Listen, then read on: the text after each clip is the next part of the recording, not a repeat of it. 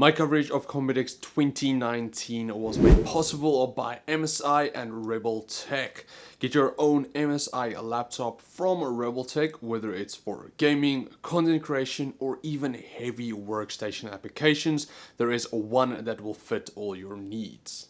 How's it going, everybody? So continuing with our coverage of Computex 2019, we've already gone over MSI's latest laptops, but now let's take a look at their new hardware that they're releasing.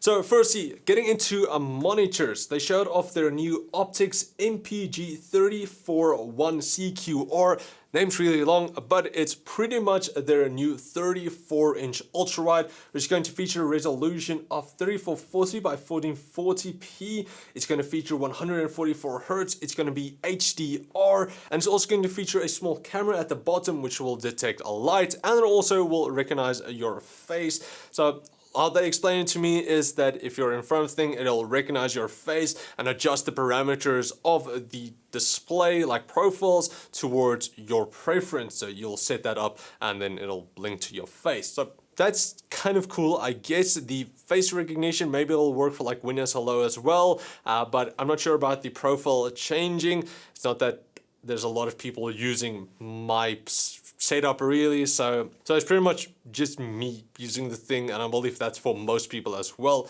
But the light detection is pretty cool. If you work at night and there's not a lot of light, it'll be able to adjust the brightness of the screen for you, so that's kind of interesting. Moving on, they also showed off their new Prestige PS341WU. So this one is also a 34-inch ultrawide. However, it's a 5K IPS display. So the resolution 5120 by 2160 is going to feature a 60 Hz refresh rate and 5 millisecond response time. So it's not going to be for a gaming, but the new Prestige range is more for content creators, and just from the design it really looks beautiful. So being that it's for content creators, it's going to feature 100% of the sRGB color gamut and 98% of the DCI-P3 standard, which is more meant for like movie related people. However, price tags, so this one is going to cost around $1,300, and it also includes a stand. So you're pretty much only paying $300 for the entire display. Not too bad. So Apple, take a message from MSI. You can probably go a bit lower. Then finally for monitors, it's not really a new monitor, but it's something cool that kind of happened. So a while back in California, a guy was in his apartment and there was a shooting, and 4 of the bullets hit his apartment. Luckily, he was safe, but one of the bullets hit his MSI monitor. However, because MSI uses a zinc-coated backplate, it didn't penetrate the screen. It was just the back plastic that was actually penetrated, and the screen still worked. They showcased it there. They still had the bullet mark. It's just something cool. So the moral of the story, if you're going to be in the line of fire, then use an MSI monitor as a shield. So that's something you might want to do. No, don't do that. However, moving on to cases, they did show off a few new ones, but the main one that caught everybody's attention was their new world's first curved case. So yeah, that is a thing now. Now, when first you're looking at it, it does quite resemble the P7 style from Thermaltake. However, this is only a single unit instead of having like 3 units. So it curves around, you'll be able to mount all of your hardware on there, and it does also feature a tempered glass, but it's open. So if you don't like open cases, you're scared of dust, then this is definitely not going to be for you. But it does look really cool. It's a standout piece. Not sure how many people would really buy it, but it's going to look cool if you display it somewhere.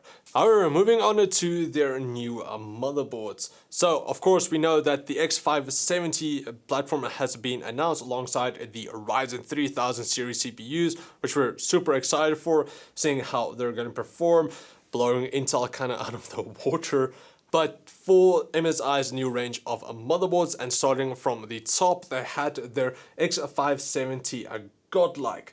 So for the Godlike, it's going to be their top of the range board. It's going to feature 10 gigabit per second network card. That's going to be separate. It's going to have an M.2 expansion Gen 4 card, so you'll be able to mount extra M.2s if you want to. It's going to feature a 14+4+1 digital power phase design.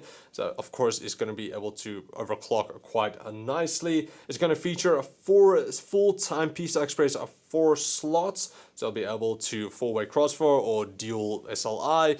Go for that. And then finally it's going to feature 3 M.2 slots. If you want something high-end alongside your new Ryzen 3000, then this is going to be the board for you. Moving on to the one just below the Godlike, and that is the Ace. So the Ace is of course also going to be really high end. It's going to feature a 12+2+1 power delivery system. It's going to feature the same fan on the chips and all of that. Also, they kind of lowered a bit more on the RGB department, but you're still going to have that infinity display on the side, which does look cool. Then moving on to the MPG range, they're going to have the Edge, the Gaming Plus, and the Game Pro Carbon. So this is more for the standard people who want a more affordable build. So they're going to go for this. It's still going to deliver quite a good performance. Still going to be nice boards to go for. Most likely I'll get some of them to review, so subscribe, stay tuned for that. But getting into another board that they showed off, and that is the Prestige X570 Creation. So last year we did see that they showed off the X399 Creation board for Threadripper, but now we're going to get that on the X570 platform as well. So it does still have the same design with that cool silver-like armor, kind of. It does look quite nice. But this is going to be more for content creators who want more features instead of really like crazy gaming related stuff. So you're going to have plenty of ports, plenty of PCI Express, M.2 slots, and all of that. Looks really good. And then finally, they did also show off headsets and keyboards and so on, but it's nothing really that crazy. So that is pretty much it for my coverage of the MSI hardware department for Computex 2019. I do hope you guys enjoyed it. If you did, please like, share, comment like always. Also, a massive thank you to MSI and Reveltech for sending me over to Computex. Without them, this would not be possible, so a massive shout out to them. But anyway, let me know what you guys think of the new products from MSI. Do you like it? Which one would you like to get? Are you excited for X570 and Ryzen? Let me know down in the comments below. But thanks for watching, guys, and I'll check all of you next time. Cheers, guys.